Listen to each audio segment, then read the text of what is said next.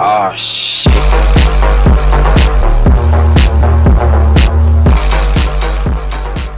Halo, materi yang akan kita bahas hari ini adalah sistem ekskresi. Setiap hari pasti kita membutuhkan yang namanya minum, baik di rumah ataupun di tempat nongkrong ya. Seperti contohnya adalah kopi, bisa jus ataupun air mineral. Kita minum untuk mencukupi keperluan air dalam tubuh kita agar tidak dehidrasi. Kemudian yang kita minum tadi akan diproses dalam tubuh kita. Jika tidak dikeluarkan maka akan bersifat racun. Ayo kita simak bersama penjelasan berkaitan dengan sistem ekskresi berikut. Selamat belajar.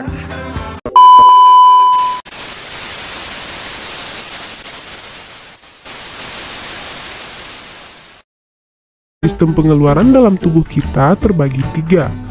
Ada defekasi, yaitu proses pengeluaran sisa-sisa pencernaan, seperti feses. Sistem sekresi mengeluarkan sisa-sisa metabolisme yang masih berguna bagi tubuh, contohnya hormon dan enzim. Dan sistem ekskresi, yaitu pengeluaran sisa metabolisme yang sudah tidak berguna bagi tubuh, seperti urin, keringat, cairan empedu. Nah, di video kali ini kita akan fokus membahas sistem ekskresi manusia. Biar kita makin tahu tentang sistem ini, tonton videonya sampai selesai ya. Dalam kehidupan sehari-hari, kita akan mengalami sistem ekskresi seperti berikut. Kacamata berembun saat kita bernafas, sering buang air kecil saat cuaca dingin, atau tubuh kita berkeringat saat cuaca panas. Gejala ekskresi yang kita alami tadi adalah hal yang wajar, karena sistem ini berguna untuk menurunkan kadar zat produk metabolisme, melindungi sel-sel tubuh dari makanan bersifat racun, menjaga keseimbangan cairan tubuh atau homeostatis, dan membantu mempertahankan suhu tubuh. Kira-kira apa aja ya organ dalam tubuh kita yang menjadi alat ekskresi? Nah, ada 4 organ ekskresi, yaitu ginjal, kulit, hati, dan paru-paru. Mari kita bahas satu persatu. Kita mulai dari ginjal. Tubuh kita memiliki 2 ginjal yang bentuknya seperti kacang merah. Ginjal ini terletak di bagian kanan dan kiri tulang pinggang di dalam rongga perut. Dan letak ginjal kanan lebih rendah dari ginjal kiri, karena ginjal kanan harus berbagi tempat dengan hati di bagian atasnya. Dan seperti inilah posisi ginjal yang terhubung dengan organ lainnya di dalam tubuh. Ginjal terhubung dengan saluran urin atau ureter, kemudian ada kantong kemih dan saluran akhir atau uretra. Struktur penyusun ginjal terdiri dari korteks, medula, calyx, kapsul fibrous, pelvis renalis, dan ureter. Ginjal tersambung langsung dengan pembuluh vena dan arteri. Secara umum, ginjal dibagi menjadi 3 bagian utama, yaitu korteks yang di dalamnya terdapat nefron, medula terdiri dari tubulus contortus dan collectivus, dan pelvis renalis. Tahukah teman-teman, pada 1 unit ginjal manusia terdapat 1 juta nefron. Nefron merupakan unit fungsional dan struktural terkecil dalam sistem ekskresi pada ginjal. Setiap nefron terdiri atas badan Malpighi dan saluran nefron. Badan Malpighi mengandung glomerulus yang diselubungi oleh kapsul Bowman. Glomerulus bentuknya seperti anyaman pembuluh darah untuk menyaring darah. Kemudian, saluran nefron terdiri dari tubulus proksimal, lengkung Henle, dan tubulus distal. Juga ada pembuluh-pembuluh darah yang disebut tubulus collectivus. Nah, teman-teman, berikut catatan struktur penyusun nefron. Ginjal memiliki beberapa fungsi, yaitu menjaga keseimbangan air dalam tubuh dengan mengatur volume plasma darah dan air, membuang sisa metabolisme seperti urea, kreatinin, kreatin, dan zat lain yang bersifat racun, mengatur kandungan elektrolit dengan menyaring zat-zat kimia yang masih berguna bagi tubuh dan mengembalikannya ke saluran peredaran darah, menjaga tekanan osmosis dengan cara mengatur ekskresi garam-garam, menjaga asam basa cairan darah dengan mengekskresikan urin yang bersifat basa atau asam, dan menghasilkan zat eritropoietin dan kalsitriol. Sebagai organ ekskresi, ginjal berfungsi untuk menghasilkan urin. Urin dibentuk dengan 3 tahapan, yaitu filtrasi terjadi di glomerulus, reabsorpsi di tubulus proksimal, dan augmentasi di tubulus distal. Kemudian, hasil-hasil ekskresi akan dikumpulkan di tubulus kolektivus.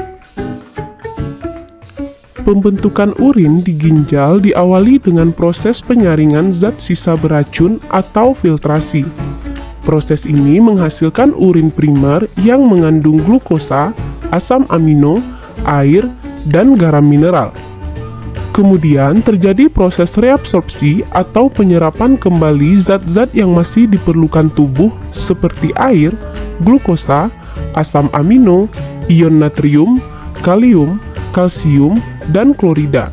Proses ini menghasilkan urin sekunder. Selanjutnya, zat-zat akan mengalami augmentasi, yaitu proses penambahan zat yang tidak diperlukan oleh tubuh ke dalam tubulus contortus distal. Proses ini menghasilkan urin sesungguhnya yang mengandung air, urea, asam urat, kreatinin, kreatin, garam mineral, serta zat warna empedu. Setelah urin dibentuk, urin akan ditampung sementara di pelvis renalis, kemudian dialirkan ke ureter dan disimpan sementara di kantung kemih. Jika di dalam kantung kemih tersimpan urin sekitar 200-300 ml, akan timbul refleks rasa ingin buang air kecil. Urin pun dikeluarkan dari tubuh melalui uretra.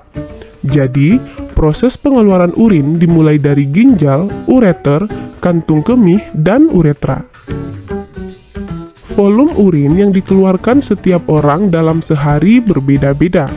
Faktor-faktor yang mempengaruhi produksi urin diantaranya hormon antidiuretik, usia, suhu atau cuaca, kondisi kesehatan, gaya hidup dan aktivitas, serta jumlah air yang diminum. Nah, sampai di sini teman-teman bisa paham ya tentang organ ekskresi ginjal. Organ berikutnya, kulit. Kulit merupakan lapisan terluar yang membungkus seluruh permukaan tubuh manusia. Sebagian besar kulit ditumbuhi oleh rambut. Kulit pada tubuh kita terdiri dari bagian permukaan dan beberapa lapisan. Pada bagian permukaan kulit terdapat rambut, keringat, dan pori-pori. Lapisan penyusun kulit terdiri dari lapisan kulit ari atau epidermis, lapisan kulit jangat atau dermis, terdapat kelenjar minyak, kelenjar keringat, akar rambut, pembuluh darah, dan saraf. Kemudian, lapisan hipodermis yang terdapat jaringan lemak sebagai cadangan makanan dan pengatur suhu tubuh. Lapisan epidermis kulit juga disusun oleh berbagai macam lapisan, yaitu lapisan permukaan yang berisi sel-sel kulit yang mati, lapisan tanduk, lapisan tidak berpigmen, lapisan berpigmen, lapisan sel duri, dan lapisan pembentuk sel baru. Nah, teman-teman, berikut ini catatan struktur penyusun kulit. Kulit mempunyai beberapa fungsi, yaitu melindungi tubuh dari cedera dan paparan langsung sinar ultraviolet, mengatur suhu tubuh dengan memproduksi keringat, menentukan warna kulit oleh kandungan melanosit, membentuk vitamin D dengan bantuan sinar matahari, dan sebagai alat ekskresi, kulit berfungsi mengeluarkan keringat. Dalam menghasilkan keringat, aktivitas kelenjar keringat dipengaruhi oleh suhu tubuh dan sistem saraf pusat atau hipotalamus, sehingga jumlah keringat yang dihasilkan tidak sama agar suhu tubuh tetap. Saat udara panas, kita lebih banyak mengeluarkan keringat, sedangkan saat dingin sebaliknya. Hal itu terjadi karena saat panas suhu tubuh akan meningkat yang menyebabkan pembuluh darah menjadi melebar. Aktivitas dari pembuluh darah tersebut dikirimkan ke hipotalamus, sehingga menyebabkan hipotalamus merespon dengan mengeluarkan enzim. Enzim ini akan memberi respon pada kelenjar keringat agar mengambil zat garam dan sisa metabolisme dari pembuluh darah.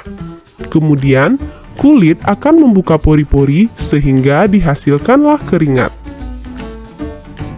Nah, teman-teman, ada beberapa faktor yang mempengaruhi jumlah keringat, antara lain aktivitas tubuh yang meningkat, suhu lingkungan yang tinggi, kondisi kesehatan, dan keadaan emosi kita. Gimana? Teman-teman bisa paham ya? Alat ekskresi berikutnya, hati. Tahukah teman-teman, hati merupakan organ bagian dalam manusia yang berukuran paling besar. Beratnya sekitar 1,5 kg atau sekitar 3-5% dari berat badan kita. Hati berada di bagian atas sebelah kanan abdomen dan di bawah tulang rusuk. Hati dalam tubuh kita terdiri dari dua lobus utama, yaitu lobus kiri dan kanan. Kemudian, ada kantong empedu pada bagian bawah lobus yang terhubung dengan saluran empedu. Setiap lobus terdiri atas banyak lobulus. Lobulus merupakan unsur terkecil yang menyusun hati. Struktur lobulus berbentuk segi enam dengan panjang kurang lebih 1 mm. Bagian luar hati dilindungi oleh kapsula hepatika. Dalam jaringan hati terdapat beberapa pembuluh darah, yaitu arteri hepatika dan vena porta hepatika. Jaringan hati tersusun atas sel-sel hepatosit. Antar lapisan hepatosit dipisahkan oleh lakuna, sedangkan antara hepatosit satu dengan hepatosit yang lain dipisahkan oleh kanalikuli. Hati memiliki beberapa fungsi, di antaranya tempat untuk menyimpan energi dalam bentuk glikogen, menyimpan persediaan vitamin A, B, D, E, dan K, menghasilkan zat kimia yang diperlukan tubuh seperti albumin, globulin, fibrinogen, dan protrombin, membersihkan zat-zat racun dari aliran darah, dan mengekskresikan cairan empedu. Sebagai organ ekskresi, hati mampu memproduksi cairan empedu secara terus-menerus. Cairan empedu berasal dari penghancuran hemoglobin yang sudah tua. Hemoglobin ini akan diuraikan menjadi hemin, zat besi, dan globin. Zat besi dan globin akan disimpan di dalam hati, lalu dikirim ke sumsum tulang merah. Sementara itu, hemin akan dirombak menjadi bilirubin dan biliverdin. Bilirubin dan biliverdin ini merupakan zat warna bagi empedu dan mengandung warna hijau biru. Zat warna tersebut di dalam usus akan mengalami oksidasi menjadi urobilin. Urobilin lalu diekskresikan di dalam tubuh serta memberi warna kekuningan pada feses dan urin. Nah, teman-teman, setiap harinya, hati mampu mengekskresikan cairan empedu sebanyak 800 sampai 1000 ml. Cairan empedu mengandung air, asam empedu, garam empedu, kolesterol, fosfolipid atau lesitin, zat warna empedu atau pigmen bilirubin dan biliverdin, serta beberapa ion. Cairan empedu berguna untuk mencerna dan mengemulsikan lemak dalam usus, mengaktifkan lipase, mengubah zat yang tidak larut menjadi zat yang larut dalam air, dan membentuk urea dan amonia. Begitulah cara hati bekerja sebagai organ ekskresi. Dan alat ekskresi yang terakhir adalah paru-paru. Tubuh kita memiliki sepasang paru-paru yang terletak di dalam rongga dada. Paru-paru terdiri dari trakea, bronkus, bronkiolus, dan alveolus. Sebagai alat ekskresi, paru-paru berfungsi mengeluarkan uap air atau H2O dan CO2. CO2 dan H2O dari hasil metabolisme diangkut oleh darah ke paru-paru, kemudian dibuang dengan cara difusi di alveolus, lalu dikeluarkan melalui lubang hidung. Oke teman-teman, demikianlah cara kerja alat-alat ekskresi dalam tubuh kita. Bisa difahami ya? Jika organ ekskresi tidak berjalan sebagaimana mestinya, maka akan terjadi gangguan dalam tubuh kita. Gangguan yang terjadi pada ginjal antara lain diabetes mellitus, diabetes insipidus, albuminuria, nefritis, batu ginjal, atau pengendapan kristal kalsium fosfat menjadi batu ginjal. Dan gangguan pada kulit dapat berupa munculnya jerawat, kudis, atau alergi karena bahan-bahan tertentu. Gangguan pada hati misalnya hepatitis, radang atau pembengkakan hati oleh virus, sifosis atau guratan pada hati, Wilson, penyakit turunan karena tingginya kadar zat tembaga dalam tubuh. Sedangkan gangguan yang terjadi pada paru-paru dapat berupa asma atau penyempitan saluran pernapasan, kanker paru-paru, emfisema atau kerusakan alveolus, dan TBC.